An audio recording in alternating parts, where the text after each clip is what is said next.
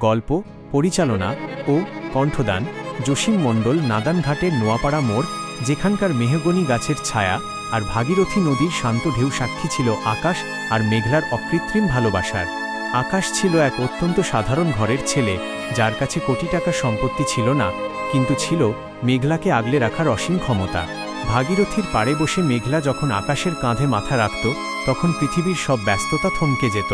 কিন্তু মানুষের সুসময় বোধ হয় ভাগ্যের বেশিদিন সহ্য হয় না। সেই শান্ত নদীর পাড়েই চোখ পড়েছিল এলাকার এক প্রভাবশালী এবং মারাত্মক অর্থলোভী পুলিশ অফিসার বিক্রমের।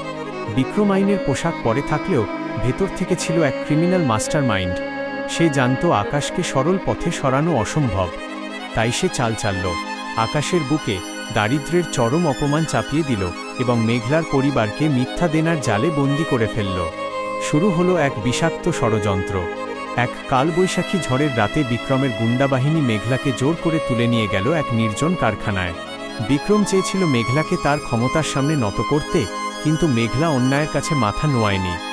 রেগে গিয়ে বিক্রম নিজের হাতে মেঘলার শ্বাসরোধ করল।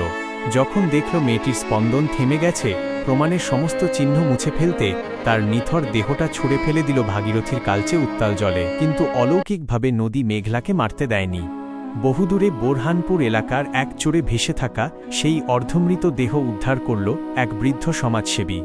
দীর্ঘ লড়াইয়ের পর হাসপাতালে যখন মেঘলা চোখ মেলল, তার স্মৃতিতে আকাশের ভালোবাসার জায়গায় জমে গিয়েছিল এক তপ্ত আগ্নেয়গিরি। সে ভেবেছিল আকাশই টাকার লোভে তাকে বিক্রি করে দিয়েছে। বোরহানপুরের অন্ধকার গলিতে দাঁড়িয়ে মেঘলা তার কোমল রূপ চিরতরে মুছে ফেলল। নিজের মেধা আর প্রতিশোধের আগুনকে কাজে লাগিয়ে কয়েক বছরের মধ্যে সে হয়ে উঠল বোরহানপুর মাফিয়া জগতের এক ছত্র অধীশ্বরী, যার এক ইশারায় পুরো শহরের ক্রাইম নেটওয়ার্ক চলত। অন্যদিকে নদীর পাড়ে মেঘলার ছেঁড়া ওড়না আর রক্ত দেখে আকাশের ভেতরটা চুরমার হয়ে গিয়েছিল। সে ভেবেছিল টাকার অভাবেই সে তার ভালোবাসাকে রক্ষা করতে পারেনি।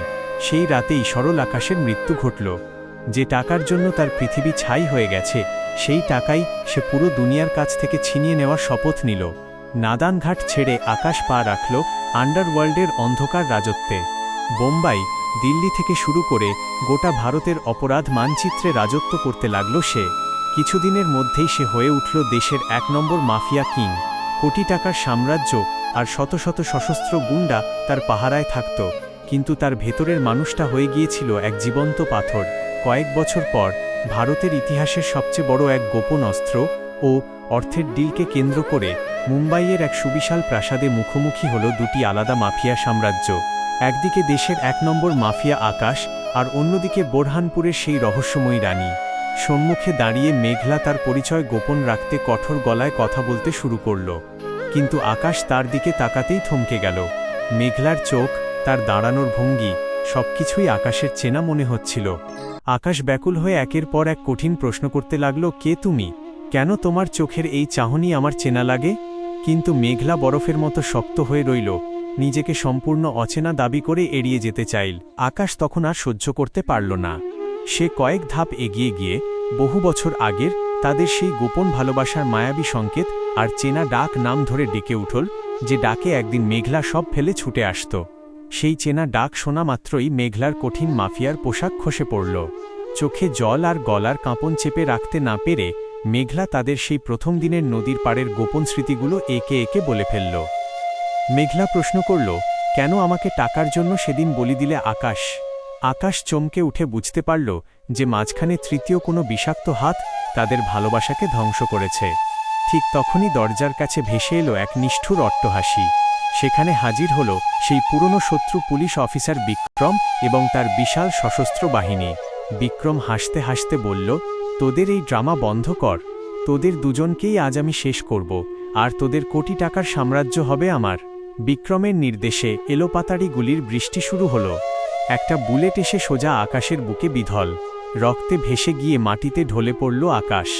বিক্রম ভেবেছিল সে জিতে গেছে, কিন্তু সে জানত না আকাশ সাধারণ মাফিয়া নয়। সে আগে থেকেই ভেতরে বিশেষ বুলেটপ্রুফ জ্যাকেট পরে এসেছিল এবং মাটিতে পড়ে গিয়ে মৃত্যুর এক চতুর অভিনয় করছিল। বিক্রম যখন জয় উদযাপনে ব্যস্ত, ঠিক তখনই মৃত্যুর অভিনয় ভেঙে ফিনিক্স পাখির মতো লাফিয়ে উঠল আকাশ। চোখের পলকে সে ও মেঘলা মিলে বিক্রমের পুরো বাহিনীকে নিশ্চিহ্ন করে দিল এবং বিক্রমের বুকে গুলি চালিয়ে সব অন্যায়ের শেষ হিসাব চুকিয়ে দিল। রক্তে ভেজা ঘরে যখন নীরবতা নেমে এলো, তখন আকাশ আর মেঘলা একে অপরের দিকে তাকাল। কোটি কোটি টাকার সাম্রাজ্য আর শক্তির অহংকার আজ তাদের কাছে অর্থহীন মনে হল। এত অন্যায়ের পর তারা বুঝতে পারল যে আইনের ঊর্ধ্ব কেউ নয়। আকাশ তার সমস্ত মাফিয়া সাম্রাজ্য ত্যাগ করে নিজেকে এবং নিজের অপরাধের হিসাব দিতে পুলিশের হাতে সঁপে দেওয়ার সিদ্ধান্ত নিল। আর মেঘলা তার পাশে হাত ধরে দাঁড়াল। টাকার লোভ আর অন্যায়ের কাছে নাদানঘাটের সেই প্রেম হেরে যায়নি। রক্ত আর সংগ্রামের ইতিহাস পেরিয়ে তাদের ভালোবাসার নাম অমর হয়ে থেকে গেল। বিজ্ঞপ্তি ডিসক্লেমার। বন্ধুরা, এই গল্পটি সম্পূর্ণ কাল্পনিক, ফিকশন এবং শ্রোতাদের প্রফেশনাল ড্রামাটিক বিনোদনের উদ্দেশ্যে রচিত। বাস্তব জীবনের ঘটনা বা কোনো ব্যক্তির সাথে এর কোনো সম্পর্ক নেই। প্রিয় দর্শক, গল্পের এই দীর্ঘ ও রোমাঞ্চকর পরিবেশনা আপনাদের কেমন লাগলো কমেন্ট বক্সে অবশ্যই জানান। আপনারা ভিডিওটি কোথা থেকে দেখছেন লিখতে ভুলবেন না।